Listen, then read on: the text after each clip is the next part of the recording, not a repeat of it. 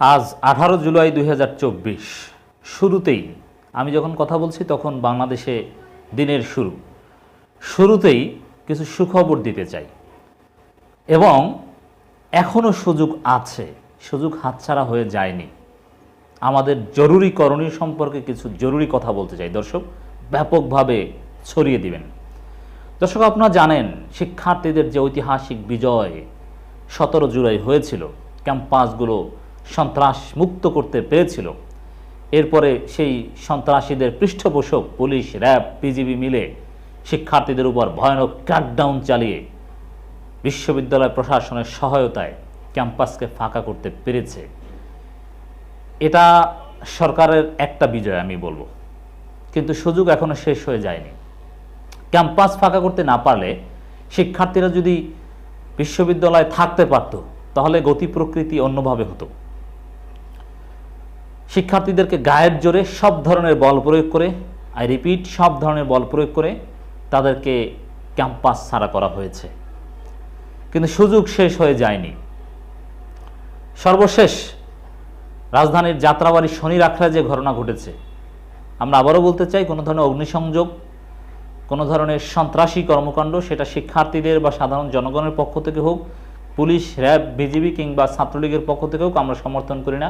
আমরা চাই, আমরা সমর্থন করি, আমরা কথা বলি শান্তিপূর্ণ গণ আন্দোলনের পক্ষে। লাঠিসোঁটা অস্ত্র নেওয়াকে আমরা সমর্থন করি না। সর্বোচ্চ আত্মরক্ষার্থে বাঁশের লাঠি বা এগুলো নিতে পারে, এর বাহিরে আমরা সমর্থন করি না। কোনো অস্ত্রশস্ত্রকে আমরা সমর্থন করি না। সাধারণ জনগণের বিপ্লব, জাগরণ আমরা চাই। তো দর্শক, এখনও যে সুখবরটা আমি দিতে চাই, সারা বাংলাদেশে শিক্ষক, শিক্ষার্থী, অভিভাবক, জনগণ, বিএনপি, জামাত, চরমোনাই, হেফাজত সবাই যদি রাজপথে নেমে আসে, কমপ্লিট শাটডাউনের মধ্যেও চলছে। হ্যাঁ, এটা বাস্তবতা স্বীকার করব যে আজকে একটু ঢিলেঢালা শাটডাউন চলছে, কারণ সরকার ক্র্যাকডাউন চালিয়ে শিক্ষার্থীদেরকে কিছুটা দুর্বল করে দিতে পেরেছে সাময়িক সময়ের জন্যে। এজন্যে গাড়ি ঘোড়া কিছুটা চলছে।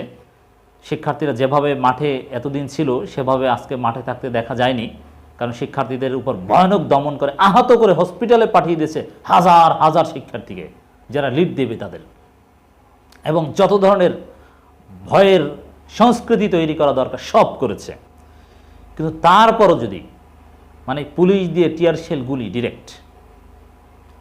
কিন্তু এখানে সুযোগ যেটা, সুখবর যেটা, গতকালকে শনির আখড়ার যে ঘটনা, সেখানেই দেখা গিয়েছে যে পুলিশ অভিযান চালাচ্ছে, ক্র্যাকডাউন চালাচ্ছে, কিন্তু তারা গুলি করতে পারছে না। একটা করছে, শেষ হয়ে যাচ্ছে, কাজ হচ্ছে না। এক পর্যায়ে শেষ, পাশ থেকে টোকাই লীগ বা এরা সাথে ছিল পুলিশের, এরা একসাথে যৌথভাবে হামলা করে। চিন্তা করেছেন, টোকাই লীগ আর পুলিশ এরা একসাথে হামলা করে। সময় টিভি দীর্ঘক্ষণ লাইভ দেখিয়েছে। পাশ থেকে কেউ বলে যে স্যার গুলি করেন, গুলি করেন, শ্যুট করেন, শ্যুট করেন, কিন্তু গুলি বের হয় না, পারে না, মারে একদিকে, যায় একদিকে, এবং সাউন্ড গ্রেনেড ছুটতে গিয়ে পুলিশের কবজি বিচ্ছিন্ন হয়ে যায়। ঘরের মধ্যে বাবা ছেলে বসে আছে, তাদের গায়ে গুলি লাগে। আমাদের পুলিশের অবস্থা হচ্ছে মারে দক্ষিণ দিকে, যায় উত্তর দিকে। কি প্রশিক্ষণ, বুঝতে পেরেছেন তো? ঘরের মধ্যে গুলি লাগে।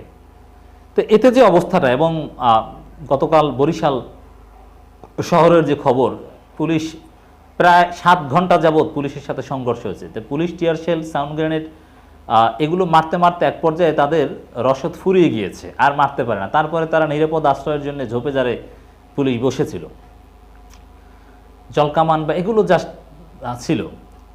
তো এর মানে যে জনগণ যদি রাজপথে নামতে পারে, পুলিশের যে ভয় দেখানোর যে গুলি, অস্ত্র, এগুলো কয়েক ঘন্টার মধ্যে শেষ হয়ে যাবে। এটাই আমাদের জন্য এখন শেষ সুখবর, যে রাজপথে যদি আপনারা জরুরিভাবে থাকতে পারেন, পুলিশের একটা বড় অংশ শিক্ষার্থীদের উপর এভাবে গুলি করতে চায় না। অতএব একটু মাজা সোজা করে দাঁড়ান, দেশ অচল হয়ে যাবে। পুলিশের গুলি, টিয়ার শেল, সাউন্ড গ্রেনেড শেষ হয়ে যাবে। গতকালকেই যদি বিএনপি, জামাত, সাধারণ জনগণ শিক্ষার্থীদের পাশে দাঁড়াতে পারতো, রাজপথে বিকেলে বা সন্ধ্যায় নেমে আসতে পারতো, তাহলে আজকে পুলিশের পর্যাপ্ত গুলি, টিয়ার শেল এগুলো থাকতো না। আজকে কমপ্লিট শাটডাউন, ইতিহাসের সবচাইতে মারাত্মক শাটডাউন পালিত হতো। তো দর্শক, এটা এই এই সুযোগ এখনও আছে আমাদের জন্য। আমাদের জরুরি করণীয় সবাই মিলে রাজপথে নামা, নিরস্ত্রভাবে, সর্বোচ্চ একটা লাঠি হাতে নামেন, এনাফ।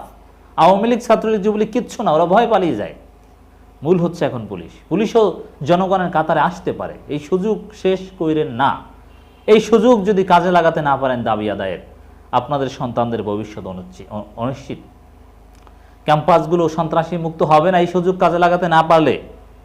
সরকারের উদ্দেশ্যে সফল হতে দিয়েন না।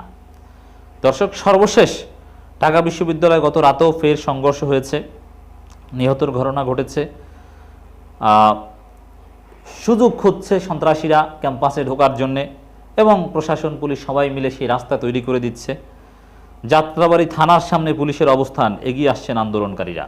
এভাবে যদি সাধারণ জনগণ সবাই মিলে থানার সামনে অবস্থান করতে পারে, পুলিশ এক পর্যায়ে শান্ত হয়ে তাদের সাথে কথা বলার চেষ্টা করতে পারে। লক্ষ লক্ষ মানুষ গেলে পুলিশ তখন হিংস্র আচরণ করবে না। তো সবাই মিলে রাজপথে নামেন, পুলিশ আপনাদেরকে স্যালুট জানাতে বাধ্য হবে। এত মানুষের উপর টিয়ার শেল, গুলি মারার সাহস হয়তো বা নাও করতে পারে। ঢাকা চট্টগ্রাম মহাসড়ক রাতে খুব সকালেও দখল করা ছিল, এবং শনি রাখড়ায় কারা যেন যাত্রাবাড়ি মেয়র হানিফ ফ্লাইওভারের উপরে বিশৃঙ্খলা করেছে এবং টোল প্লাজায় আগুন দিয়েছে যাত্রাবাড়ি। আমরা এটা নিন্দা জানাই। না, কোনো স্থাপনায় আগুন দেয়া এটা আন্দোলনের অংশ হতে পারে না। কিছু হাস্যকর কথা একটা শেয়ার করতে চাই। রিজবির খাটের তোষকের নিচে পিস্তল ছিল 210টি বাঁশের লাঠি, এটা ডিবি বলছে। মানে একটা নাটক করলে তো মোটামুটি বিশ্বাসযোগ্য হয়, এরকম একটা কিছু করা দরকার। কিন্তু এটা তো সামান্যতম ক্রেডিবিলিটি থাকে না এতে। একজন সিনিয়র নেতা তার খাটের নিচে পিস্তল রাখবেন, মানে এত সহজ? তিনি কি এত বোকা? অফিসের মধ্যে এগুলো রাখবেন? মানে এই নাটকগুলো সাজাচ্ছে, যেটা একেবারেই শিশুসুলভ স্ক্রিপ্ট। তো দর্শক, আমরা আবারও আপনাদেরকে আমাদের জরুরি করণীয় সম্পর্কে কিছু কথা স্মরণ করিয়ে দিতে চাই। এই আন্দোলনকে দুর্বল করার বা কমিউনিকেশন গ্যাপ সৃষ্টি করার একটা মহাপরিকল্পনা সরকার নিয়েছে, ইন্টারনেট বন্ধ করে দিয়ে, মোবাইল ইন্টারনেট বন্ধ। কিন্তু আমরা যতদূর খোঁজ নিয়ে জানতে পেরেছি, বাংলাদেশে যারা ওয়াইফাই কিংবা ব্রডব্যান্ড ইউজ করেন সেটা সচল আছে, সেটা বন্ধ করতে পারবে না, তাহলে দেশ অচল হয়ে যাবে। এর মানে একেবারে সব ধরনের ইন্টারনেট বন্ধ করা এটা সরকারের পক্ষে সম্ভব না, কারণ তাদের সরকারি কিছু কার্যক্রম অচল হয়ে যাবে। অতএব মোবাইল ইন্টারনেট বন্ধ করে সরকারি আন্দোলন দমন করার একটা মহাপরিকল্পনা নিয়েছে। হ্যাঁ, এর প্রভাব পড়েছে ডেফিনেটলি। এ কারণে আজকে সংগঠিত হতে অসুবিধা হচ্ছে, প্রচার পাচ্ছে না, লাইভ করা যাচ্ছে না, আমাদেরকে বাংলাদেশের খবর জানতে যথেষ্ট বেগ পেতে হচ্ছে। দর্শক, এর জন্য আমরা বলবো যে সারা বাংলাদেশে যেহেতু আন্দোলন সমর্থন প্রায় শতভাগ 2-1 জন, 10,000-এ 1-2 জন একেবারেই বৈষম্যের দালাল, ভারতের দালাল বাদে সবাই আন্দোলন সমর্থন করেন, আপনাদের বাসাবাড়ির ওয়াইফাইগুলো মুক্ত করে দেন, অন করে দেন, পাসওয়ার্ডগুলো মুক্ত করে দেন, সহজ 1 2 3 4 5 6 7 8 এরকম করে দেন, যাতে সবার বাংলাদেশে আন্দোলন যারা সমর্থন করেন সবার বাসাবাড়ির ওয়াইফাই যদি এরকম উন্মুক্ত করে দেন, তাহলে বাংলাদেশে প্রায় সব জায়গা থেকে কোনো না কোনোভাবে ইন্টারনেট সংযোগ পাওয়া যাবে। শিক্ষার্থীরা আবার সংগঠিত হতে পারবে, প্রচার করতে পারবে, লাইভ করতে পারবে। যাদের ড্রোন ক্যামেরা আছে উড়িয়ে শুট নেন, যে যেভাবে পারেন শিক্ষার্থীদের পাশে দাঁড়ান, এই আন্দোলনকে সফল করার চেষ্টা করুন।